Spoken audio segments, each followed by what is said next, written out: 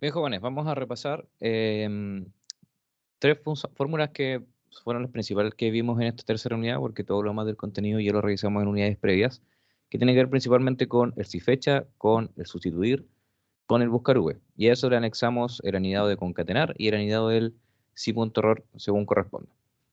Esto lo vamos a revisar entonces de la siguiente manera. ¿Qué me permite realizar, primero que todo, el si fecha? Vamos a basarnos en el mismo ejercicio que vimos en la clase. El si fecha me permite determinar la distancia entre dos fechas. En este caso nosotros lo vamos a ubicar para calcular la edad de un trabajador. El si fecha es una fórmula un poco extraña, por así decirlo, porque al momento de escribirla, el Excel no la reconoce. Si ponemos si, no me ofrece la opción del si fecha. Y al momento de abrir el paréntesis, tampoco me ofrece ningún tipo de alternativa o de opciones para ir llenando la fórmula. No obstante, funciona de lo más bien. ¿Qué tienen que tener en consideración? Que si nosotros queremos calcular la distancia entre dos fechas, deberíamos tenerla. Por ejemplo, si quieren calcular la distancia entre el 28 del 9 de 1989, esta que voy a marcar acá, versus el 10 de enero del 2000, deberían tener escrito 10 de enero del 2000. Bien, pero ese no es el caso que nos convoca, sino nosotros lo queremos calcular la edad. Y la edad no la podemos calcular con la fecha de hoy día, es decir, en este momento estoy grabando el 16 de junio del 2022, porque el otro año no va a seguir sumando la edad. ¿Qué debemos hacer entonces? Es ocupar la fórmula del hoy o de la hora. Ya saben que el hoy se escribe hoy, abro y cierro paréntesis inmediato, me entrega la fecha que estoy viviendo, y el ahora es prácticamente lo mismo, la diferencia es que me está sumando la hora exacta. Entonces, la fórmula es si fecha. Lo primero que vamos a tomar es la fecha que queremos calcular, que en este caso sería la fecha de nacimiento del trabajador. La debemos pinchar. Bien, siempre en la fecha de origen. Punto y coma. Luego, por la fecha que la queremos comparar, queremos hacer el cálculo de la distancia entre estos tiempos, que es la fecha de hoy día. No escribimos 16 de junio, sino que escribimos hoy, abro y cierro paréntesis, que por fórmula siempre es así. Y por último, estipulamos la expresión de tiempo que queremos que la calcule. Puede ser días, puede ser meses, puede ser años. Si lo queremos en día, entre comillas D, si escribimos en meses, entre comillas M, si lo queremos en años, entre comillas Y, porque es años en inglés. No tiene nada que ver esta I con la fórmula del I, es algo absolutamente distinto. Entonces les queda tomar la fecha a comparar, punto y coma, por la comparación, que es la fecha de hoy día, hoy abro y cierro paréntesis, punto y coma, por la expresión de tiempo, que en este caso es en años. Le dan Enter y les va a calcular inmediatamente todos los años. Ahora, ¿qué tienen que fijarse? Que esta celda esté configurada en número. Acá arriba la debemos tener en número. Si esta celda está configurada en fecha, se las va a arrojar así. ¿Qué hago en este caso? Me voy acá y la configuro en número. No la configuro como dinero porque la edad no es un dinero. ¿Bien? Entonces siempre fijarme en ese pequeño detalle que hace la diferencia. Eso sería en torno al si fecha. La otra fórmula nueva que vimos es el sustituir.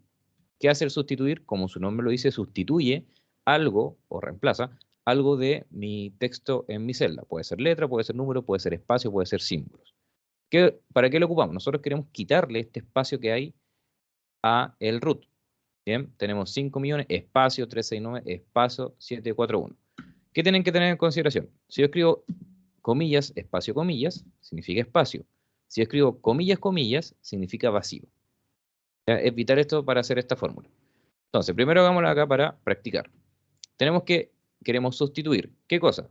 Primero marcamos el texto donde se encuentra lo que vamos a reemplazar o sustituir, que es el root. En esta celda está el origen de lo que queremos reemplazar. Punto y coma. Luego me pregunta el texto original, que tiene que ver con qué cosa de lo que hay acá yo quiero sustituir o quiero reemplazar. Nosotros queremos reemplazar esos espacios que no nos sirven. Entonces, comillas, espacio, comillas. Punto y coma. Y por último, ¿qué queremos agregar para reemplazar esto?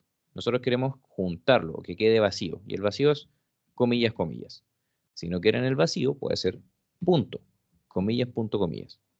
Bien.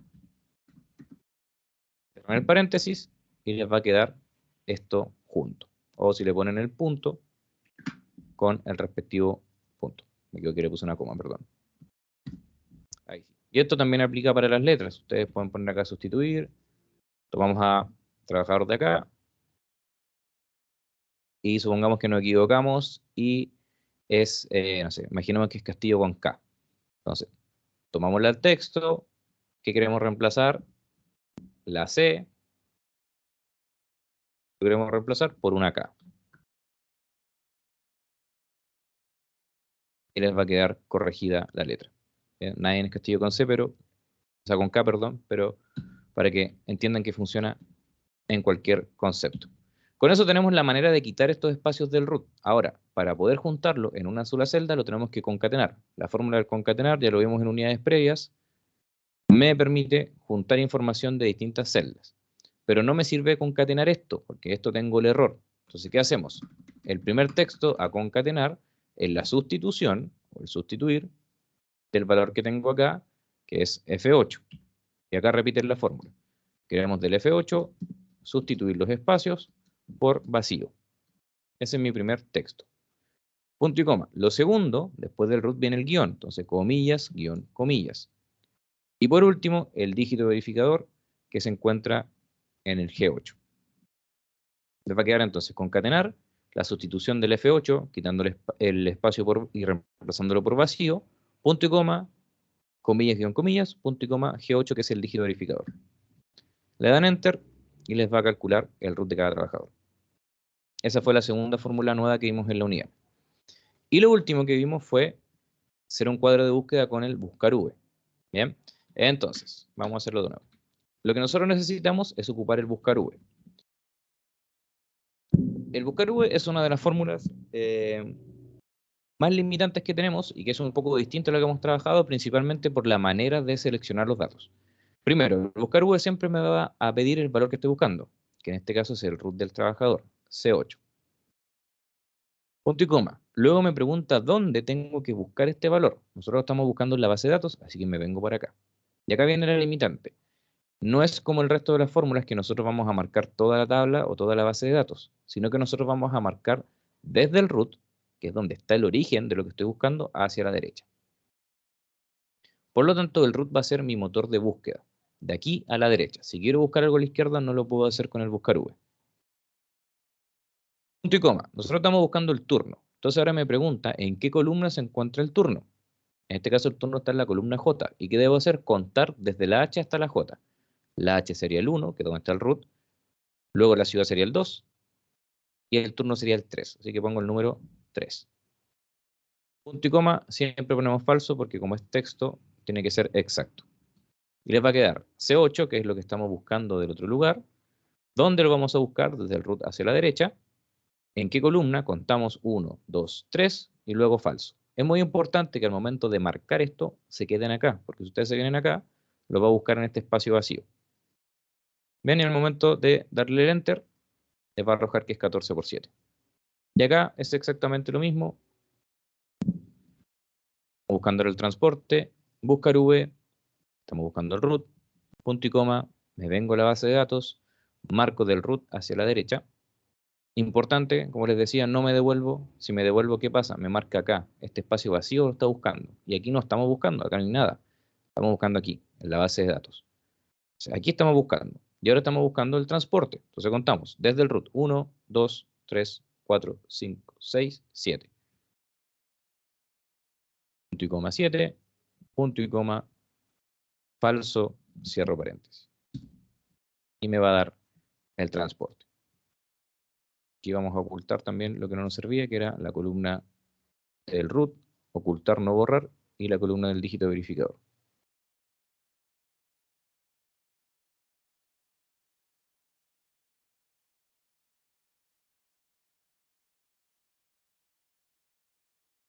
Lo último que hicimos era agregar el si error acá. ¿Para qué?